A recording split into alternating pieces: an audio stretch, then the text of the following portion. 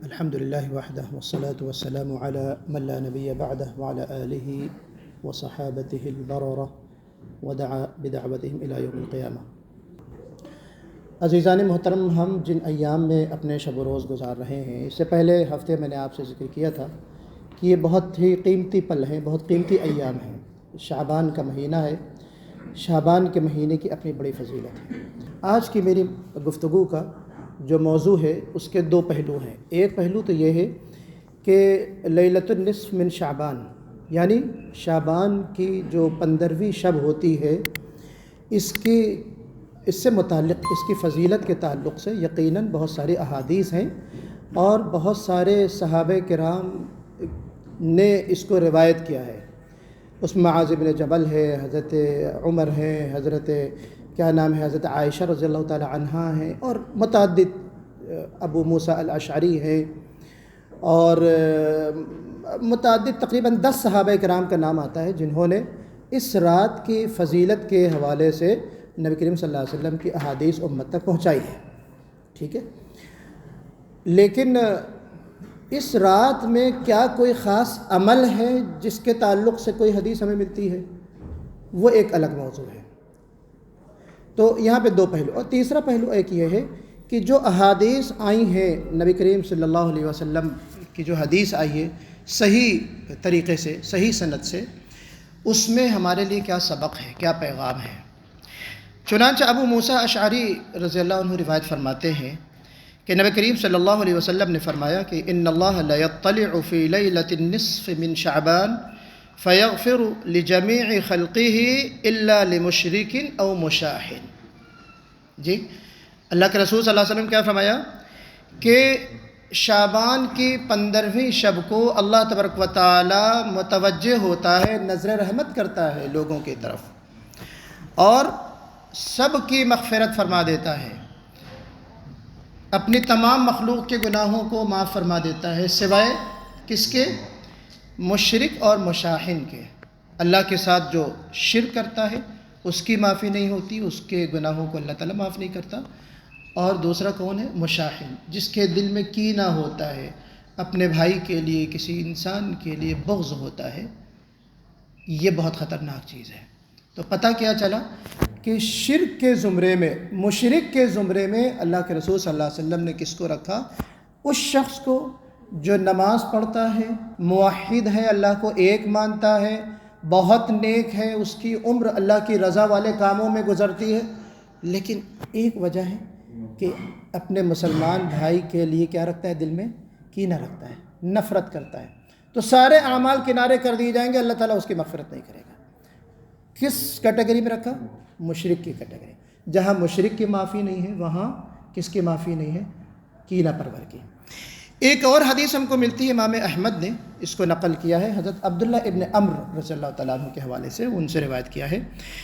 Same حدیث ہے جس میں مشاحن اور قاتل نفس، کہ ایسا شخص جو مشرک ہے، مشاحن یعنی کینہ پرور ہے، اور نفس کا قاتل ہے، کسی جان کو قتل کرنے والا۔ ایک اور حدیث ہمیں ملتی ہے حضرت ابو موسیٰ اشعری سے، اس میں منافق کا لفظ بھی ہے۔ یہ تین الگ الگ چیزیں ہیں الگ الگ احادیث میں۔ تو منافق بھی، ان المنافقین فی الدرک الاسفل من النار، قرآن کہتا ہے کہ منافق جو ہے جہنم کے انتہائی نچلے درجے میں ہوگا۔ آپ کے دل میں تو کفر ہو، نفاق ہو، شرک اور کفر بھرا ہو، لیکن ظاہراً کیا ہے؟ لوگوں کو دکھانے کے لیے محبت رسول بھی ہے، نمازیں بھی پڑھ رہے ہیں، توحید کا اقرار بھی ہے، تو اس کو منافق کہتے ہیں۔ تو اللہ کے رسول فرماتے ہیں کہ آج کی اس عظیم رات میں تمام لوگوں کی بخشش ہو جاتی ہے، سوائے منافق کے، سوائے کینہ پرور کے، اور قاتل نفس کے، اور مشرک کے۔ تو یہ 4 چیزیں یا 4 صفات ایسی ہیں جن سے ہمیں بہرحال بچنے کی کوشش کرنا چاہیے۔ علامہ بیہقی نے شعب الایمان میں ایک اور حدیث حضرت ابو ثعلبہ الخشنی رضی اللہ عنہ، ان سے روایت کیا ہے کہ اذا كانت لیلۃ النصف من شعبان اطلع اللہ الی خلقہ، کہ جب 15ویں شعبان ہو جاتی ہے تو اس رات اللہ تبارک و تعالیٰ اپنے بندوں کی طرف متوجہ ہوتا ہے، فیغفر للمؤمنین ویملی للکافرین، تمام مومنین کی مغفرت کر دیتا ہے، اور کافروں کو کیا کرتا ہے؟ چھوڑ دیتا ہے، ان کی مغفرت نہیں کرتا، ان کو مہلت دیتا ہے، ان کو مہلت دیتا ہے۔ اور وَيَدَعُ أَهْلَ الْحِقْدِ بِحِقْدِهِمْ حَتَّى يَدَعُوهُ، حقد کہتے ہیں حسد کو، جن کے دلوں میں حسد ہوتا ہے ان کو بھی اللہ تبارک و تعالیٰ کیا کرتا ہے؟ مغفرت نہیں کرتا، ان کو چھوڑ دیتا ہے، مہلت دیتا ہے، یہاں تک کہ وہ اپنے بغض سے، حسد سے کیا ہے؟ پاک ہو جائیں، اور اس صفت کو اپنے پاس سے دور کر لیں، وہ حسد سے باز آ جائیں۔ تو اس طرح کی بہت ساری احادیث ہے، شیخ البانی رحمۃ اللہ علیہ یا متعدد جو محدثین ہیں انہوں نے اس کو جو ہے وہ صحیح قرار دیا ہے۔ اصل جو چیز ہمارے دل میں ہمارے لیے جو سبق ہے وہ یہ ہے کہ ہم معاف نہیں کرتے۔ سننے میں آتا ہے کہ فلاں شخص جو ہے اپنے بھائی سے 15 سال سے نہیں ملا، 15 سال سے قطع تعلق۔ کیوں؟ وجہ کیا ہے؟ کہ دونوں کے بچے کھیل رہے تھے اور لڑائی ہو گئی بچوں میں، تو بھائی وہ اس کی بیوی کو، جو بھائی کی بیوی کو پسند نہیں تھا ہم سے ملنا، اس لیے وہ دھیرے دھیرے دھیرے وہ خلیج جو ہے وہ بڑھتی چلی گئی، اور دوریاں جو ہے وہ بڑھتی گئی۔ تو آج 15 سال ہو گئے اس طرح کے واقعات۔ میں ان کو دیکھ کے گزرا اور انہوں نے مجھے جو سلام نہیں کیا، بھائی اللہ کے بندے آپ سلام کر لیتے، اس لیے 2 مہینے سے ہم نے ان سے بات نہیں کی۔ ایک صاحب ہیں انہوں نے اپنی بیٹی کی شادی میں ہمیں نہیں بلایا، تو اس لیے قطع تعلق ہے۔ ایک صاحب ہیں جنہوں نے 1 سال پہلے میں نے ان سے کچھ درخواست کی تھی، کوئی اپنی ریکویسٹ رکھی تھی، انہوں نے اس کو پوری نہیں کی 1 سال، تو 1 سال سے قطع تعلق ہے۔ تو یہ جو ساری چیزیں ہیں یہ ہمیں اس آیت سے سمجھنا چاہیے، عفو و درگزر، معاف کر دینا، یہ بہت بڑی صفت ہے کسی کے لیے۔ کسی چھوٹی سی بات پہ آپ دیکھیں کہ معاشرے میں جتنے بھی دوریاں ہو رہی ہیں اس کے پیچھے کوئی بڑی وجہ نہیں ہوتی۔ عام طور پہ آپ اگر دیکھیں، جیسے میں نے ایک سمپل کے طور پہ، مثال کے طور پہ میں نے آپ سے جو مثالیں ذکر کی، یہ باتیں عرض کی، حقیقت میں ایسے ہی ہوتا ہے، کوئی بہت بڑی وجہ نہیں ہوتی۔ آپ وہ واقعہ یاد کیجئے کہ واقع افک، نبی کریم صلی اللہ علیہ وسلم کی پاک بیوی حضرت ابو بکر کی بیٹی، ان کے اوپر شریروں نے، منافقین نے تہمت لگایا۔ وہ ایک قصہ ہے لمبا، آپ میں سے سب نے سنا ہوگا، واقع افک سن 6 ہجری کا واقعہ ہے۔ تو اس میں اتنے پروپیگنڈے کیے منافقین نے، عبداللہ بن ابی بن سلول ہے، دوسرے جو منافقین تھے ان لوگوں نے، کہ بعض سیدھے سادے جو صحابہ کرام تھے، بعض صحابیات تھیں، وہ بھی اس پروپیگنڈے کا شکار ہو گئے۔ اس میں حسان بن ثابت تھے، اس میں حضرت مصطح بن اثاثہ ایک نام آتا ہے صحابی کا، حضرت ابو بکر کے خالہ زاد بھائی تھے، اور ان کے والد چونکہ بہت بچپن میں انتقال کر گئے تھے تو اس لیے پوری کفالت وہ کرتے تھے، حضرت ابو بکر کرتے تھے، اور ان کی دیکھ ریکھ، مالی تعاون، یہ ساری چیزیں۔ جب ان کو پتہ چلا کہ میری بیٹی کے خلاف پروپیگنڈا ہو رہا ہے، اس پروپیگنڈے میں یہ بھی شامل ہے یہ شخص، تو انہوں نے قسم کھا لیا کہ اب میں اس کی کوئی کفالت نہیں کروں گا، کوئی مالی مدد نہیں کروں گا، کوئی تعاون نہیں کروں گا۔ اللہ تبارک و تعالیٰ کو وہ چیز ناپسند ہوئی، قرآن کی آیت نازل ہو گئی، وَلَا يَأْتَلِ أُولُو الْفَضْلِ مِنْكُمْ وَالسَّعَةِ أَنْ يُؤْتُوا أُولِي الْقُرْبَى وَالْمَسَاكِينَ وَالْمُهَاجِرِينَ فِي سَبِيلِ اللَّهِ وَلْيَعْفُوا وَلْيَصْفَحُوا أَلَا تُحِبُّونَ أَنْ يَغْفِرَ اللَّهُ لَكُمْ وَاللَّهُ غَفُورٌ رَحِيمٌ۔ اللہ تبارک و تعالیٰ نے فوراً متنبہ فرمایا، کیوں؟ ہمارے اور آپ کے لیے قیامت تک، قرآن تو قیامت تک کے لیے نا، ہمارے سب کے لیے، انسانوں کے لیے۔ تو یہ پیغام ہے گویا کہ جو اہل فضل ہیں، اہل ثروت ہیں، مالدار لوگ ہیں، وہ کیا ہے؟ قسم نہ کھائیں اس بات پر کہ وہ قرابت داروں کو، مساکین کو، مہاجرین کو کا تعاون نہیں کریں گے یا ان پر خرچ نہیں کریں گے۔ فَلْيَعْفُوا وَلْيَصْفَحُوا، ان کو چاہیے کہ معاف کر دیں، صلح صفائی کر لیں۔ أَلَا تُحِبُّونَ أَن يَغْفِرَ اللَّهُ لَكُمْ، کیا تمہیں یہ بات پسند نہیں کہ اللہ بھی تمہارے گناہوں کو معاف فرما دے؟ نبی کریم صلی اللہ علیہ وسلم کا معاملہ عفو درگزر کا ہم اپنے علماء کرام سے سنتے رہتے ہیں۔ وہ بوڑھی عورت کا واقعہ ہے جو کوڑا پھینکتی تھی، ایک دن کوڑا نہ آیا تو اللہ کے رسول صلی اللہ علیہ وسلم خود پہنچ گئے اس کی خیریت کے لیے۔ بہت ساری مثالیں عفو درگزر کا تو پیکر تھے نبی کریم صلی اللہ علیہ وسلم۔ 20 سال، 2-4 سال نہیں، 20 سال لگاتار آپ صلی اللہ علیہ وسلم کو اور آپ کے پیارے صحابہ کو جنہوں نے تنگ کیا، جن لوگوں نے زندگی اجیرن کر دی، ناطقہ بن کر کے رکھ دیا، وہ کہاں کھڑے ہیں؟ آپ صلی اللہ علیہ وسلم کے قدموں پہ 100% سرنڈر، سماجی لحاظ سے بھی، جنگی قانون کے لحاظ سے بھی نبی کریم صلی اللہ علیہ وسلم ایک ایک دشمن سے بدلہ لے سکتے تھے۔ فتح مکہ کا موقع،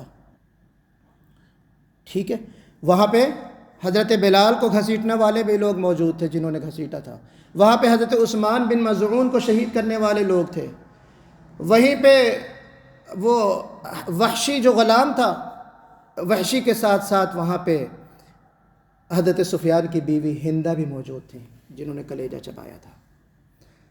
کیا لگتا ہے اللہ کے رسول صلی اللہ علیہ وسلم نے خط عفو پھیر دی، سب کو معاف فرما دیا، اذهبوا وانتم طلقاء لا تثریب علیکم اليوم اذهبوا وانتم طلقاء، کوئی مواخذہ نہیں تمہارے اوپر، کوئی سزا نہیں تم پر، جاؤ، سب کو معاف کر دیا۔ کہ اللہ کے رسول صلی اللہ علیہ وسلم نے صرف مکہ نہیں فتح کیا بلکہ لوگوں کے دلوں کو جیتا، اور پھر جس تیزی سے اسلام کی طرف لوگ آئے ہیں اللہ کے رسول کی اس صفت کی وجہ سے، عفو درگزر، معاف کر دینا، تو یہ ہمیں اپنے اندر اپنانے کی ضرورت ہے۔ آج کی اس حدیث میں جو ہمیں سبق ملتا ہے وہ یہ ہے۔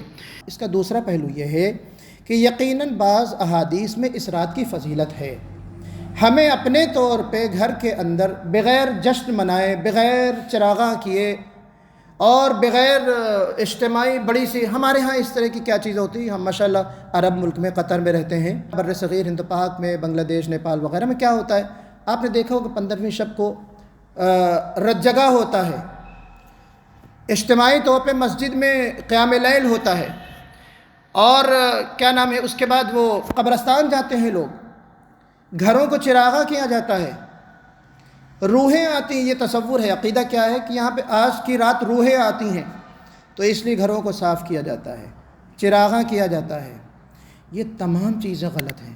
اور ایک حدیث ہمیں اور بھی ملتی ہے، موضوع حدیث، جس کے تحت لوگ روزہ بھی رکھتے ہیں۔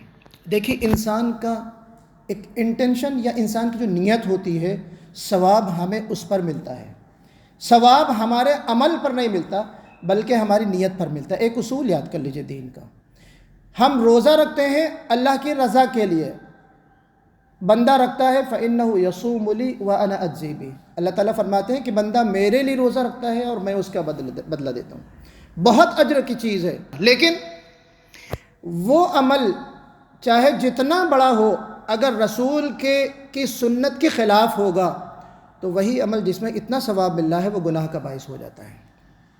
آپ عید کے دن روزہ رکھیں گے تو حرام ہے، مکروہ نہیں، اجازت نہیں، آپشنل چیز نہیں ہے، عید کے دن روزہ رکھنا حرام ہے، بقرعید کے دن روزہ رکھنا حرام ہے، حالانکہ روزہ ہے، اچھی عبادت ہے، ثواب کا کام ہے۔ تو یہاں پہ لیلۃ النصف من شعبان، جس میں حضرت علی رضی اللہ تعالیٰ عنہ کی ایک ہمیں حدیث ملتی ہے کہ اذا كانت لیلۃ النصف من شعبان فقوموا لیلها وصوموا نہارها، یہ موضوع حدیث ہے، موضوع اور ضعیف۔ آپ سنتے ہوں گے علماء کرام سے کہ ایک حدیث ہوتی ہے ضعیف، جس پر عمل بعض شرائط کے ساتھ ہم کر سکتے ہیں، لیکن جو موضوع حدیث ہے اس کو ہم کیا کہتے ہیں، من گھڑت۔ اگر روزہ رکھنا ہے 15 شعبان کا تو ہم اگر روزہ رکھ رہے ہیں تو 13، 14، 15 جو ایام 20 کے روزے ہیں اس نیت سے رکھیں تو کوئی حرج نہیں ہے۔ اگر آپ کو رکھنا ہے پیر اور جمعرات کا روزہ رکھنا ہے تو اس میں بھی کوئی حرج نہیں، لیکن اگر آپ کی نیت یہ حدیث ہو، یہ فضیلت ہو، 15 شعبان کے روزے کی فضیلت ہے، تو اس پر بہرحال اجر حدیث کی روشنی میں بہرحال نہیں ملتا، تو ہمیں اس پہ بہرحال غور کرنا ہے۔ اور اسی طرح نفلی نمازیں خاص صلاۃ الالفیہ ہے، صلاۃ المئہ ہے، اس کی بھی کوئی حیثیت نہیں ہے۔ ہمارے یہاں ہندوستان میں بڑی بڑی نمازیں خاص طریقے کے مطابق پڑھی جاتی ہے، 12 رکعت والی ہے، 12 رکعہ بالاخلاص، لا حقیقت لها، کوئی اس کی حقیقت نہیں ہے۔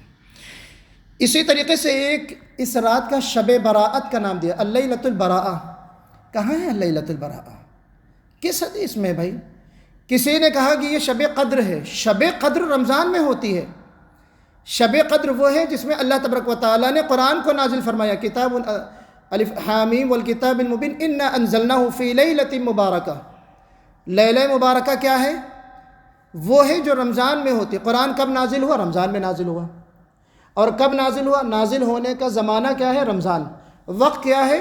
وہ لیلۃ القدر، انا انزلناہ فی لیلۃ القدر، کہ ہم نے اس کو قدر کی رات میں نازل کیا۔ اور لیلۃ القدر کب ہوتی ہے؟ رمضان میں ہوتی ہے۔ اور قرآن کب نازل ہوتا ہے؟ رمضان میں، شہر رمضان الذی انزل فیہ القرآن۔ تو جب ہم اس کو جوڑیں گے رمضان کے ساتھ تو پھر یہ جو لیلۃ القدر کہتے ہیں اس کو، قدر کی رات 15ویں شعبان کو، یہ غلط بات ہے، یہ اس کی کوئی حیثیت نہیں ہے، اس کی کوئی حقیقت نہیں ہے۔ نبی کریم صلی اللہ علیہ وسلم کے زمانے میں، صحابہ کرام کے زمانے میں اس کا کوئی اہتمام نہیں ہوتا تھا، بعد میں کچھ چیزیں دھیرے دھیرے تابعین، تابعین کے زمانے سے کچھ چیزیں شروع ہو گئی ہیں۔ آتش بازی ہوتی ہے، آپ غور کیجئے کہ جو پٹاخے بجتے ہیں، ایک تو مال آپ کا خرچ ہوتا ہے، پانی آپ آگ میں جلا رہے ہوتے ہیں، لاکھوں کروڑوں روپے جلا رہے ہوتے ہیں۔ کفار و مشرکین سے مشابہت ہوتی ہے کہ من تشبہ بقوم فہو منہم، اللہ کے رسول نے فرمایا کہ یہ مشرکین کی مشابہ ہے، کفار کی مشابہت ہے۔ پھر اس طریقے سے آپ دیکھیے کہ دوسروں کو تکلیف دیتے ہیں ہم، تکلیف نہیں ہوتی، پٹاخے جہاں بج رہے ہوتے ہیں وہاں آپ دیکھیے آدمی کا سونا حرام ہو جاتا ہے، مشکل ہو جاتا ہے، اور پھر جو دھواں ہوتا ہے، پولوشن ہوتا ہے، وہ تکلیف دہ چیز نہیں ہے۔ اللہ کے رسول نے فرمایا کہ المؤمن من امنہ الناس علی دمائہم و اموالہم، کہ مومن تو وہ شخص ہے جس سے تمام لوگوں کی جانیں اور مال محفوظ ہوں، اور ہمارے اس عمل سے کیا ہے؟ ہمارے اس عمل سے لوگوں کو تکلیف ہوتی ہے۔ چراغاں جو کرتے ہیں اس میں ایک روایت میں آتا ہے، علامہ بدر الدین عینی ایک بہت بڑے فقیہ ہیں، انہوں نے اپنی کتاب میں لکھا ہے عمدۃ القاری میں کہ یہ جو رسم پیدا ہوئی ہے چراغاں کرنے کی، ایک ایرانی شخص تھا جو آتش پرست تھا، اس نے اسلام قبول کیا، اسلام قبول کرنے کے بعد اپنے ساتھ وہ روشنیاں اور اس طرح کی چیزیں اپنے ساتھ لے کے آیا، مسلمانوں میں وہ چیزیں شامل ہوتی ہوئی چلی آئی، وہ اب تک جو ہے وہ چلی آ رہی ہیں۔ اسی طریقے سے حلوہ پکایا جاتا ہے عزیزان محترم، آپ کو پتہ ہے حلوہ؟ اچھا، حلوے کے پیچھے کیا کانسیپٹ کیا ہے، فیلنگ کیا ہے؟ کہ جناب وہ اللہ کے رسول صلی اللہ علیہ وسلم کے دندان مبارک شہید ہو گئے تھے۔ بھائی اللہ کے رسول صلی اللہ علیہ وسلم کے دندان مبارک کب شہید ہوئے تھے؟ احد میں، اور احد کب واقع ہوئی تھی؟ شوال میں۔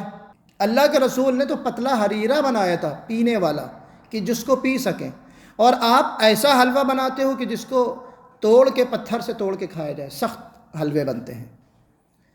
وہ ویس قرنی کا واقعہ ہے، آج کے دن اللہ کے رسول کا دانت جو ہے وہ شہید ہوا تھا، تو انہوں نے اپنے دانت توڑے اور پھر حلوہ کھایا۔ تو میں کہتا ہوں آپ اپنے دانت تو توڑواؤ کم سے کم نا حلوہ کھانے کے لیے۔ یہ بہرحال مذاق کی چیز ہے، لیکن حقیقت یہ ہے کہ یہ جو تمام چیزیں آئی ہیں یہ بہت ہی بے بنیاد ہے، نہ ضعیف نہ موضوع ہے ہی نہیں، اس کی بنیاد ہی نہیں ہے۔ گھروں میں دیا جلانا، روشنی کرنا، اگربتی جلانا، خوشبو لگانا، یہ ہمیشہ عام دنوں میں کیجئے، لیکن اس رات کی اہمیت و فضیلت کو سمجھتے ہوئے اگر کوئی کر رہا ہے، اس انٹینشن کے ساتھ، اس تصور کے ساتھ کوئی کر رہا ہے تو وہ غلط ہے۔ اللہ کے رسول صلی اللہ علیہ وسلم کی آخری حدیث پڑھ کے میں اپنی بات ختم کرتا ہوں کہ اللہ کے رسول نے فرمایا کہ کل امتی یدخلون الجنت الا من ابا، کہ میری امت کا ہر شخص جنت میں داخل ہوگا سوائے اس کے جو انکار کرے۔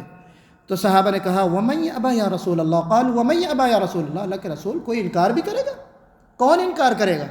تو کہا قال، نبی کریم صلی اللہ علیہ وسلم فرمایا کہ من اطاعنی دخل الجنہ ومن عصانی فقد ابا، کہ جو میری اطاعت کرے گا وہ جنت میں لامحالہ داخل ہوگا، اور جو میری نافرمانی کرے گا گویا کہ اس نے میرا انکار کیا۔ تو ہمیں اللہ کے رسول صلی اللہ علیہ وسلم کے طریقے کے مطابق اپنی عبادتوں کو کرنا ہے۔ اگر پتہ چل جائے کہ یہ طریقہ نبی کے طریقے سے مطابقت نہیں رکھتا ہے، صحابہ کا عمل نہیں ہے، تو ہمیں اس سے گریز کرنا چاہیے۔ اللہ تعالیٰ سے دعا ہے کہ ہمیں اپنی جو زندگی بچی ہوئی زندگی ہے اس کو اللہ کی مرضی کے مطابق، نبی کریم صلی اللہ علیہ وسلم کے طریقے کے مطابق گزارنے کی توفیق عطا فرمائے۔ جو ہماری ٹوٹی پھوٹی عبادتیں ہیں اللہ تبارک و تعالیٰ سے دعا ہے کہ ان کو قبول بھی فرمائے، اور باقی زندگی بھی ہم کو اپنی مرضی والی زندگی گزارنے کی توفیق عطا فرمائے۔ اقول قولی ھذا فاستغفر اللہ لی ولکم اجمعین واستغفروہ۔